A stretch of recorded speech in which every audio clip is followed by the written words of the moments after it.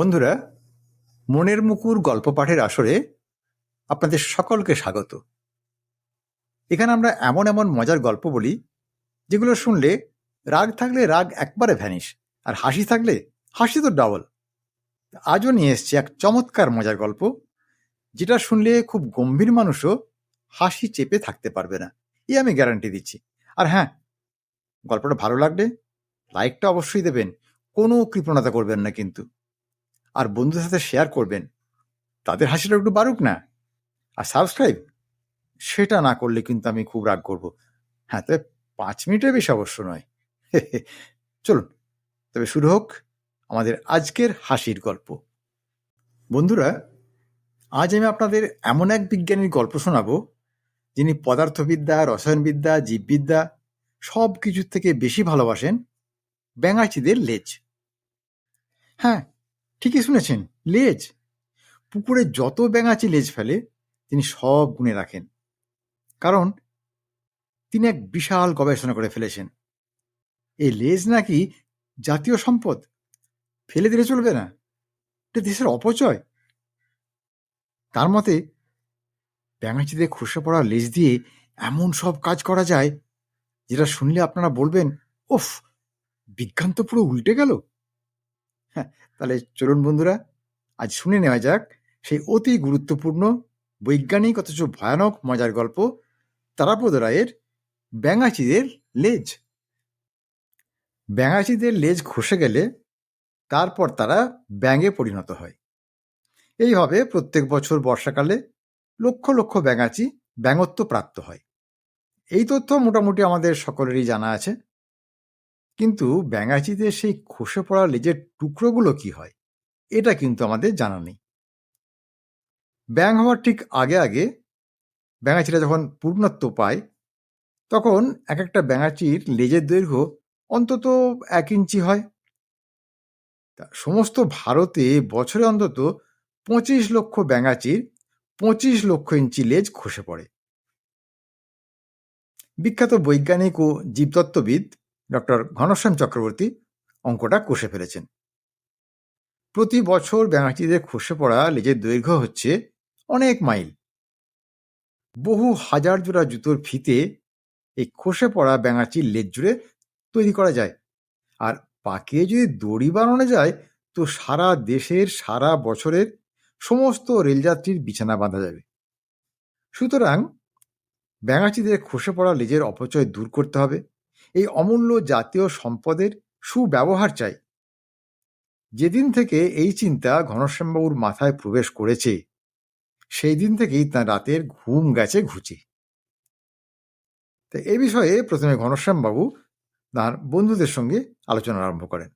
দুঃখের বিষয়, তারা কেউই ঘনশ্যামবাবুর মতো সমাজহিতৈষী নন। তারা সমস্ত বিষয়টি শুনে হো হো করে হেসে উড়িয়ে দিলেন। কেউ তো ধরেই নিলেন যে ঘনশ্যাম চক্রবর্তী একবারে সম্পূর্ণ পাগল হয়ে গেছেন। এক বন্ধু তাকে এক কবিরাজের ঠিকানা দিলেন, যার কাছে মাথা ঠান্ডা হওয়ার ভালো তেল পাওয়া যায়। কিন্তু ঘনশ্যাম বাবু এতে দমে যাওয়ার লোক নন। তিনি যেবার মাছের আঁশ জুড়ে জুড়ে ওয়াটারপ্রুফ ছাতার কাপড় তৈরি করার বিষয়ে গবেষণা করছিলেন, তখনও তার এইসব বন্ধুরা এইরকমই হাসাহাসি করেছিল। তবে দুঃখের বিষয় যে মাছের আঁশ জুড়ে জুড়ে সেই জল নিরোধ ছাতার আবরণ তৈরি আর হয়ে ওঠেনি।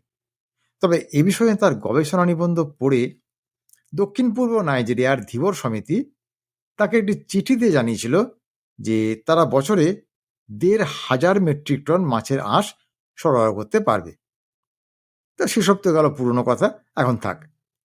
আপাতত ডক্টর ঘনশ্যাম চক্রবর্তী এখন ব্যাঙাচির লেজ নিয়ে খুব ব্যস্ত।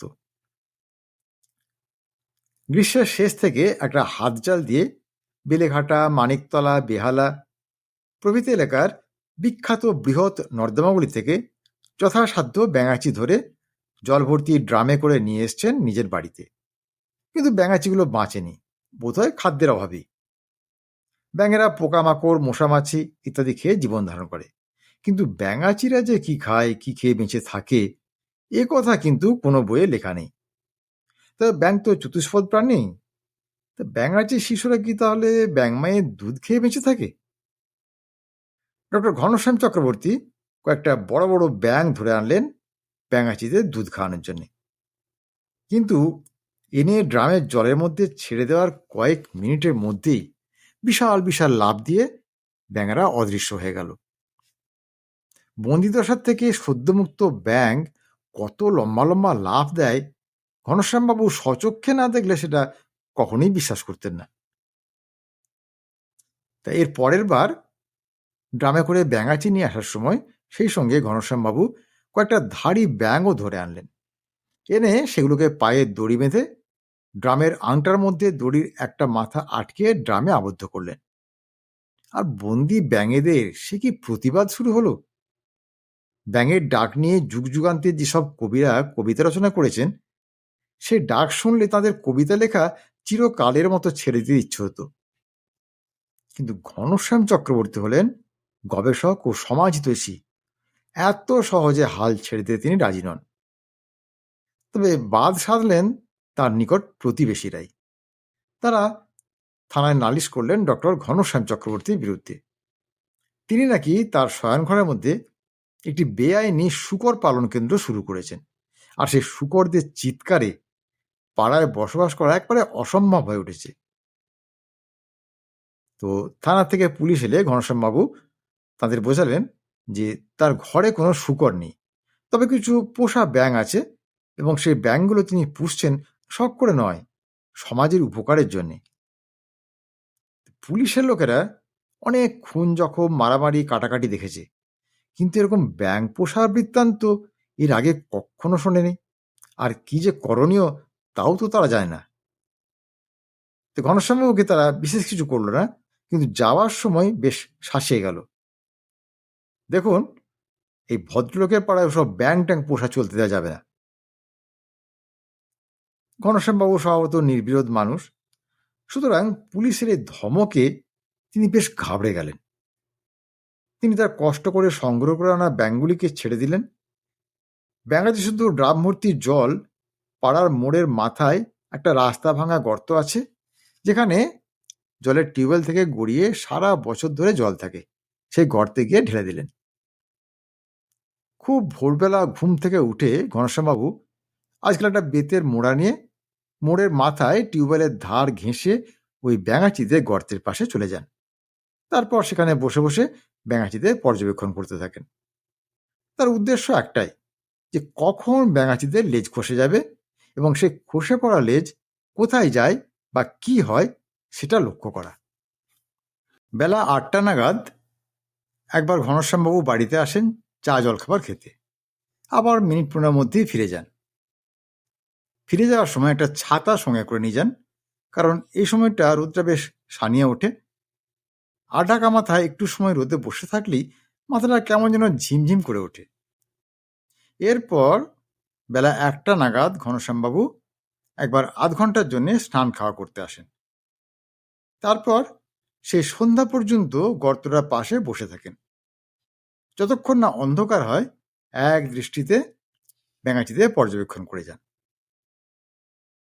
মোড়ে যে নিয়ন আলোটা আছে সেটা একটু কম জোরে, সেটার আলোয় সন্ধ্যার পর গর্তের ঘোলা জলের মধ্যে কিচ্ছু চোখে পড়ে না। ফলে হাজার ইচ্ছে থাকলেও রাতের বেলায় ডক্টর ঘনশ্যাম চক্রবর্তী তার গবেষণা চালাতে পারেন না। তখন কি আর করেন, মোড়া হাতে করে ঘনশ্যামবাবু বাড়িতে ফিরে আসেন। যারা ঘনশ্যামবাবুকে ভালো করে চেনে না তারা খুব অবাক হয় যে দিনের মধ্যে কয়েকবার এক ভদ্রলোক একটা মোড়া হাতে রাস্তা দিয়ে যাতায়াত করছে, কখনো শুধু মোড়া হাতে, আবার কখনো এক হাতে মোড়া আর এক হাতে ছাতা।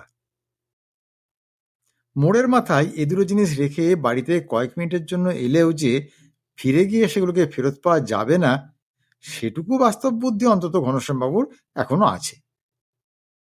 তবে মোড়া সহ তার এই অধিক যাতায়াত দেখে কিছু দুষ্টু লোক যে তার নতুন নামকরণ করেছে মোড়াবাবু, এটা ঘনশ্যামবাবুর জানা নাই। জানলে নিশ্চয়ই খুব দুঃখিত হবেন। ইতিমধ্যে আত্মীয় স্বজন, পাড়া প্রতিবেশী, বন্ধু বান্ধব সবাই ধরে নিয়েছে যে ঘনশ্যামবাবু একবারে পাগল হয়ে গেছেন। শুধু এক ইংরেজি দৈনিকে ভেক বান্ধব ডক্টর চক্রবর্তী নামে একটি সচিত্র রিপোর্ট বেরিয়েছে, বেশ অনেকখানি লেখা। একপাশে ফটোতে দেখা যাচ্ছে যে ঘনশ্যামবাবু গর্তর পাশে একবারে হামাগুড়ি দিয়ে জলের সমতলে প্রায় চোখ এনে গভীরভাবে কি দেখছেন, আর তার থেকে বেশ কিছু দূরে বেতের মোড়া এবং মোড়া সংলগ্ন বাঁশের খুঁটিতে খোলা ছাতা টাঙানো। ঠিক এই রিপোর্ট বেরোনোর 15 দিন পরে আন্তর্জাতিক জলজন্তু সংরক্ষণ সহায়ক মহাসমিতির লস অ্যাঞ্জেলস হেডকোয়ার্টার্স থেকে এক সাহেব আর 2 মেম সাহেব ঊর্ধ্বশ্বাসে কলকাতায় ছুটে এলেন। এসেই তারা ধরলেন ঘনশ্যামবাবুকে যে কেন তিনি নিরীহ ব্যাঙাচিদের লেজ ছেড়ে দিচ্ছেন। তো ঘনশ্যামবাবু অনেক বোঝানোর চেষ্টা করলেন যে তিনি তা করছেন না, তার উদ্দেশ্য একেবারেই আলাদা।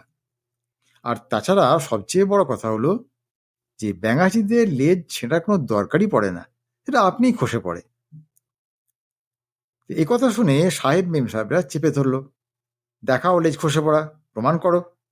এত সহজে ছাড়বো না, তোমাকে দেখাতে হবে ব্যাঙাচির খসে পড়া লেজ। তো ঘনশ্যামবাবু বললেন, সে খসে পড়া লেজ আমি নিজেও এখনো দেখিনি, দেখবো বলেই তো মোড়া নিয়ে গর্তের পাশে বসে আছি। যে মুহূর্তে আমি দেখতে পাবো তোমাদের টেলিগ্রাম করে জানাবো, তোমরা সে দেখে যেও। তখন সাহেব মেম সাহেবেরা বলল, না না, তোমাকে কষ্ট করে টেলিগ্রাম আর করতে হবে না, আমরা তোমার পাশেই বসে বসে দেখছি যে তুমি ব্যাঙাচিদের কি করো।